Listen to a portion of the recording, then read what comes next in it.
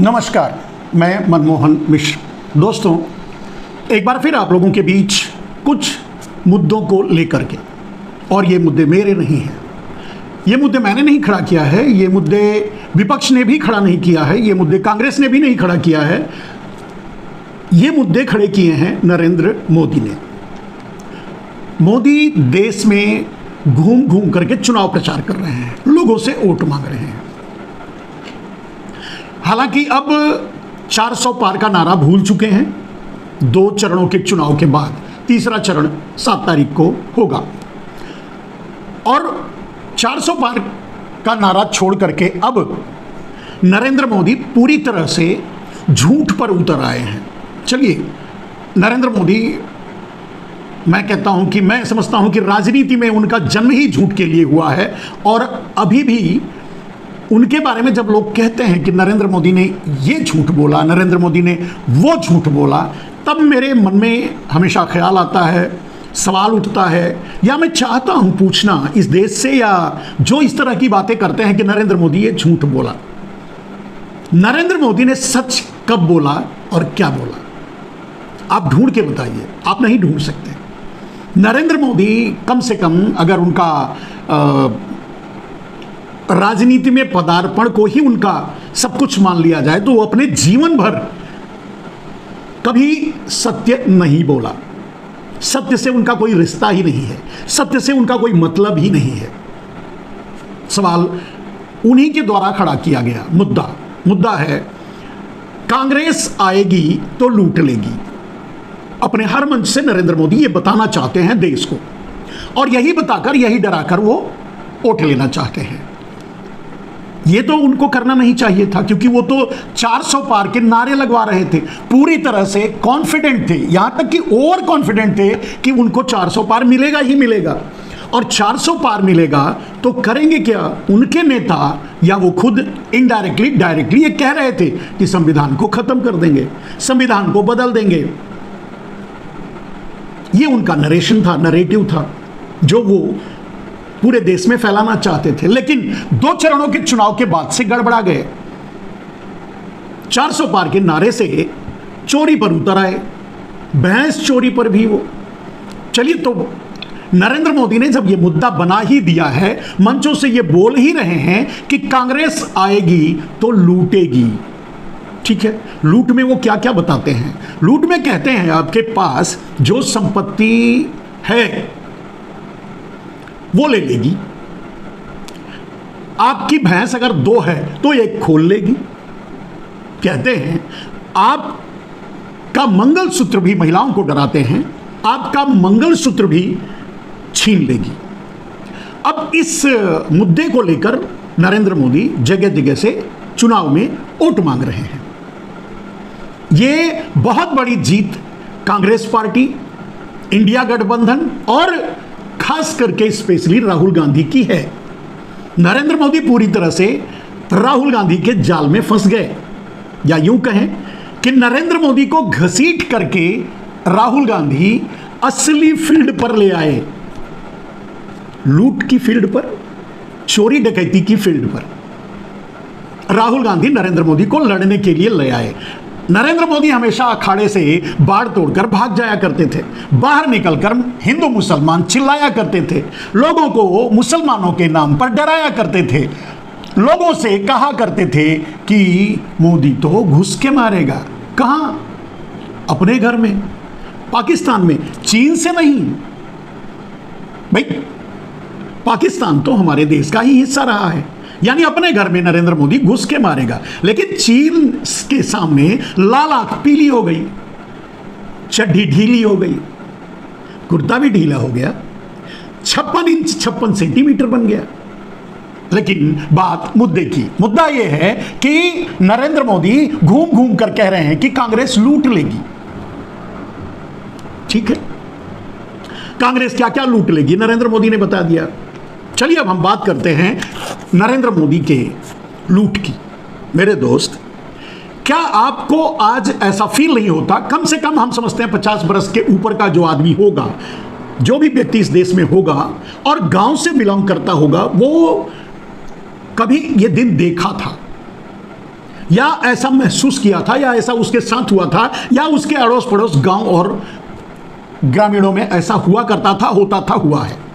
शायद अब नहीं होता, और अब क्योंकि अब बदल गया है। जैसे जब आपके घर पे कोई एक अनजान चिट्ठी आ जाती थी, गांव में, घर तो छोड़ दीजिए, पूरे गांव को ही चैलेंज किया जाता था, तो गांव में एक चिट्ठी आती थी, मैं फला फला फला इस दिन तुम्हारे गांव में लूटने के लिए आऊंगा और लूट कर ले जाऊंगा, देखता हूं मुझे कौन रोकता है।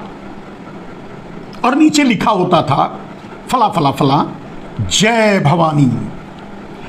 मेरे दोस्त, वो दशक ऐसा था, वो वक्त ऐसा था जब जय भवानी का नारा सुनते ही लोगों के रोंगटे खड़े हो जाया करते थे। घरों में खाना पीना बंद हो जाया करता था, लोग बनाना बंद कर देते थे, खाना बंद कर देते थे, लोगों के होश उड़ जाते थे, लोग परेशान हो जाते थे, और लूट के डर से डर जाते थे। मेरे दोस्त, क्या आज आपको ऐसा नहीं महसूस होता कि उस माहौल को नरेंद्र मोदी ने जय श्री राम पे शिफ्ट किया है? जिस तरह कभी जय भवानी का नारा या जय भवानी का नीचे दस्तखत या जय भवानी का स्लोगन आपने फिल्मों में भी देखा होगा, आपने किस्से कहानियों में भी सुना होगा, आपने अपने जीवन में महसूस भी किया होगा। मैं कई बार गांव से बिलोंग करता हूं, मैं कई बार ऐसा महसूस किया हूं, जब गांव में इस तरह की चिट्ठी आई है, नीचे जय भवानी लिखा रहता है, और हम दहशत में रहे हैं, पूरा गांव दहशत में हो जाया करता था। हम लाठी डंडे जो भी हमारे हाथ पास हथियार होते थे लेकर गांव के बाहर खड़े रहते थे, रात भर पहरा दिया करते थे। ये वक्त हमने देखा है, बहुत से लोगों ने देखा होगा। लेकिन क्या नरेंद्र मोदी के आने के बाद से वो नारा शिफ्ट हुआ है जय श्री राम पर? क्या जय श्री राम से ही भी उतना ही लोगों को डर न लगने लगा है जितना कभी जय भवानी से लगता था? अगर सच पूछिए तो जय श्री राम मर्यादा पुरुषोत्तम तो भगवान श्री राम का नाम है। जय श्री राम या शिया राम या जानकी राम, जो भी नाम लेते थे लोग, भजन में, कीर्तन में श्रद्धा से डूब जाया करते थे। लोग पूरी तरह से मग्न हो जाया करते थे, धर्ममय हो जाया करते थे, ऐसा माहौल होता था। लेकिन आज जब कहीं से कोई जय श्री राम का नारा देता है तो लगता है कुछ लोग लूटने वाले हैं, या कुछ गिरोह आने वाले हैं, या कुछ खतरनाक होने वाला है, चाहे वो किसी के साथ भी हो, अल्पसंख्यकों के साथ, आदिवासियों के साथ, वनवासियों के साथ, या SC/ST के साथ, पिछड़ों के साथ, किसी के साथ भी, और अब तो सबके साथ, अगड़े पिछड़े छोड़ दीजिए, पूरे देश के साथ इस नारे का नाम, इस नाम को लेकर के लोग लूटपाट मचा रहे हैं और लूटपाट का धंधा चला रहे हैं। और यह श्रेय जाता है हमारे नरेंद्र दामोदर दास मोदी को। जहां जिस तरह से जय भवानी एक दहशत का पर्याय हुआ करता था, उसी तरह से आज जय श्री राम श्रद्धा से बदलकर दहशत का पर्याय बन चुका है। बात मैं ये बताने के लिए आपको नहीं आया हूं, क्योंकि आज मैं लूट की बात कर रहा हूं। तो यह दहशत का पर्याय जय श्री राम को आगे करके नरेंद्र मोदी ने जो खेला है, उसके पीछे का खेल क्या है, यह बताने आया हूं। मेरा कोई मकसद नहीं है किसी धर्म के बारे में बात करूं, किसी संप्रदाय के बारे में बात करूं। मेरा मकसद यह है कि एक नारे को किस तरह से नरेंद्र मोदी ने लूट का परसेप्शन बना दिया, लूट का स्लोगन बना दिया, लूट, खसोट और अत्याचार का प्रतीक बना दिया, जो हमारे मर्यादा पुरुषोत्तम भगवान श्री राम के थे, जो हमारे रग रग में बसा हुआ है। और यह काम नरेंद्र मोदी ने किया, वन ओनली नरेंद्र मोदी ने। और मेरे दोस्त, इन कम से कम 10 सालों में तो यही हुआ है। आपको भी डर लगता होगा जब कहीं से जोर से जय श्री राम के नारे सुनाई देते होंगे। अब आप आपको जय श्री राम सुनकर श्रद्धा नहीं उमड़ती, आपके मन से डर लगता है, आप चाहे जो भी हो, आपसे कोई मतलब नहीं होगा उस लड़ाई से, उस झगड़े से, उस विवाद से, फिर भी आपको डर लगेगा कहीं हम भी ना फंस जाएं, और आप इस बात को सोचकर इग्नोर कर जाते हैं कि मेरे साथ तो नहीं हो रहा है, किसी और के साथ हो रहा है, किसी अल्पसंख्यक के साथ हो रहा है, किसी SC ST के साथ हो रहा है, किसी अगड़े पिछड़े के साथ हो रहा है, किसी आदिवासी के साथ हो रहा है, हो रहा है और हो रहा है। और इसी नाम पे नाम बदला है, काम वही है, लूट। जय भवानी से जय श्री राम। मेरे दोस्त, सवाल मेरा जय श्री राम पे नहीं, सवाल मेरा नरेंद्र मोदी पर है कि नरेंद्र मोदी ने यह नरेशन क्यों गढ़ा, नरेंद्र मोदी ने यह नारा क्यों दिया, नरेंद्र मोदी ने यह प्रचार क्यों किया, नरेंद्र मोदी ने जय श्री राम का इस्तेमाल लूट के लिए क्यों किया। यहां से बात शुरू होती है उनके असली डकैती की, चोरी की, दहशत की। मेरे दोस्त, आपको नरेंद्र मोदी जय श्री राम के नारे में उलझाकर पूरा देश बेच लिया, और आपकी निगाह नरेंद्र मोदी के उस बेचने पर न जाए, इसलिए आपसे जय श्री राम का नारा लगवाया।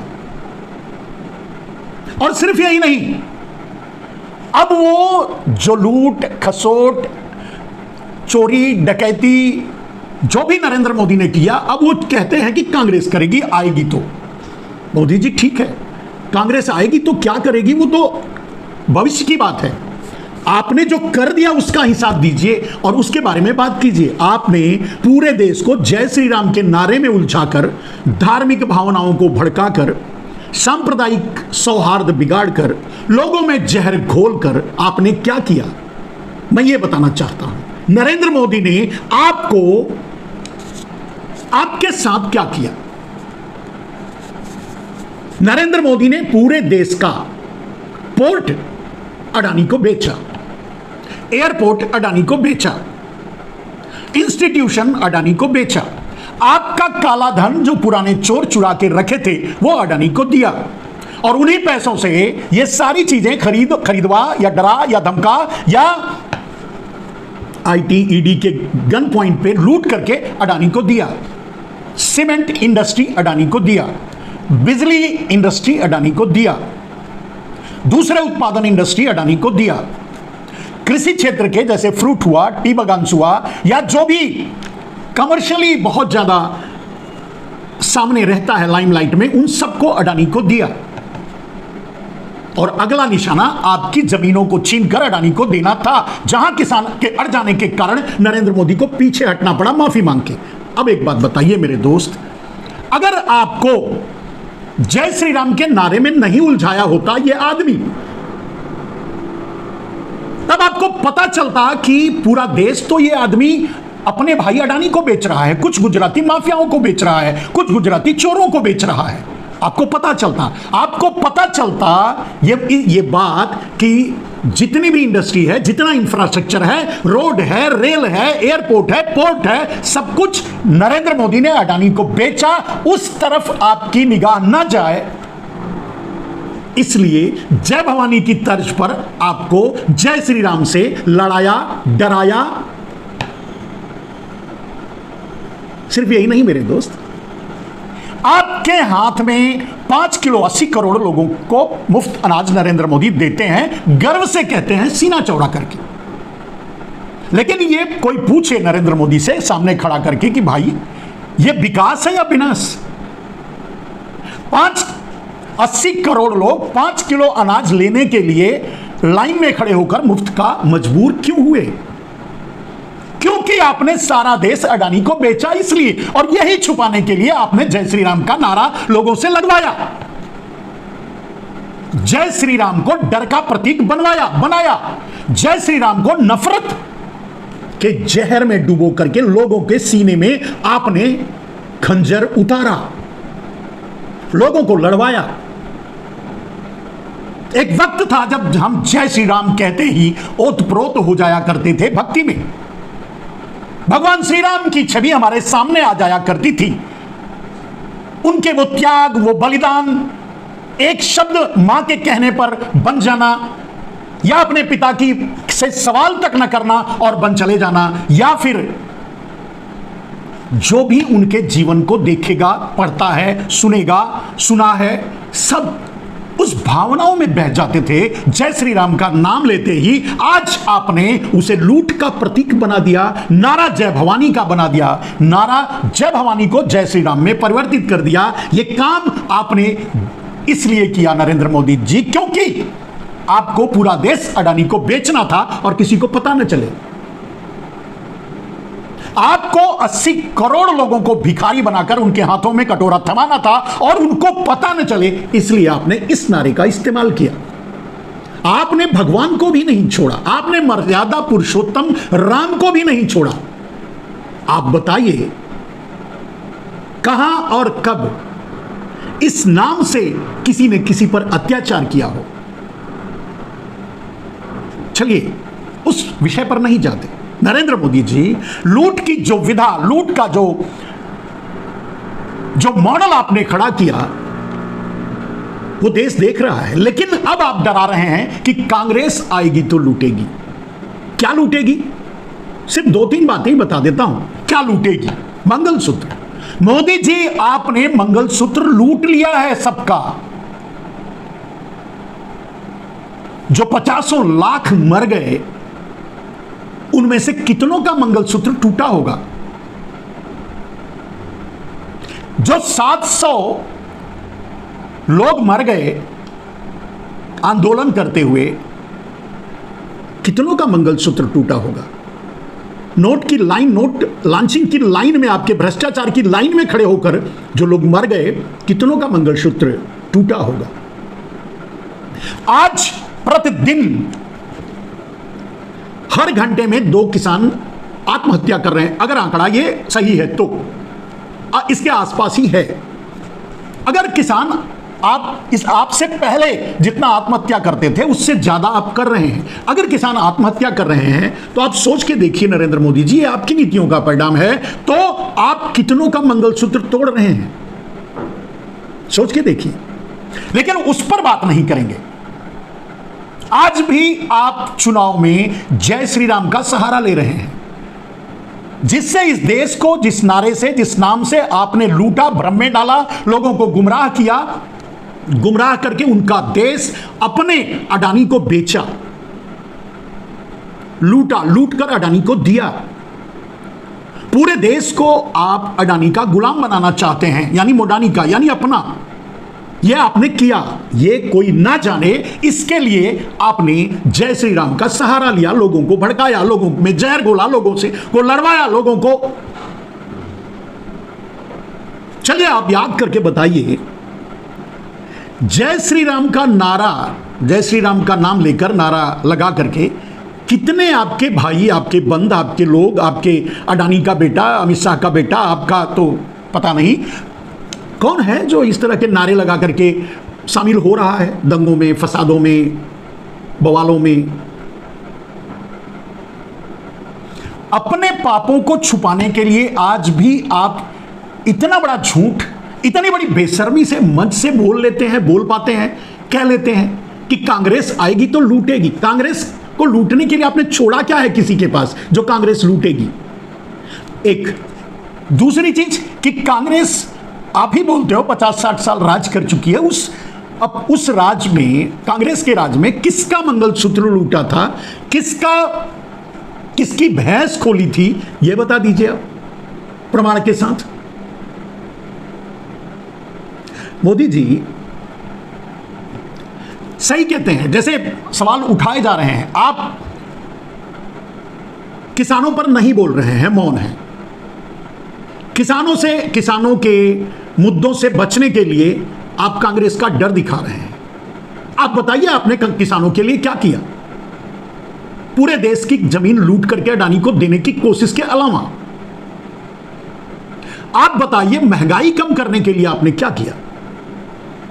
पूरे देश को लूट करके महंगाई के जरिए अडानी को देने के अलावा आप बताइए ट्रांसपोर्टेशन, चाहे पोर्ट हो, चाहे रेल हो, चाहे रोड हो और चाहे एयर, सबको आप अडानी को बेचा दिया और यही छुपाना चाहते हैं। नहीं बात करते आप किसी इस विधा के विकास की। आप बताइए, आपकी स्मार्ट सिटी कहां है? आपने इन 10 सालों में क्या किया है? आपने कितने लोगों को रोजगार दिया है? डेटा के साथ बताइए देश को और वोट मांगिए। यह सब कुछ आप नहीं कर सकते, इसलिए आप जय श्री राम शब्द को हथियार की तरह इस्तेमाल कर रहे हैं।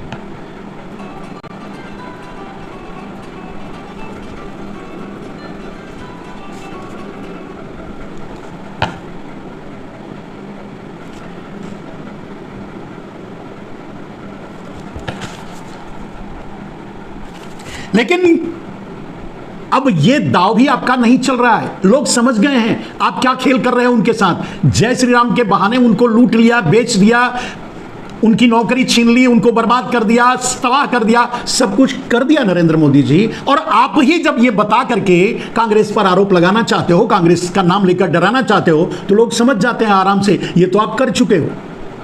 जब आप मंगलसूत्र की बात करते हो तो बोलते हैं लोग, समझते हैं लोग कि ये तो आप कर चुके हो, लूट चुके हो, बहुत तरह से लूट चुके हो, छोड़ा ही नहीं है, मार डाला लोगों को, लूट लिया।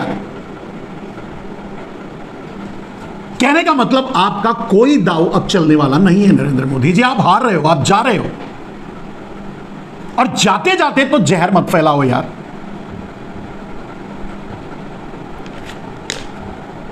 नमस्कार।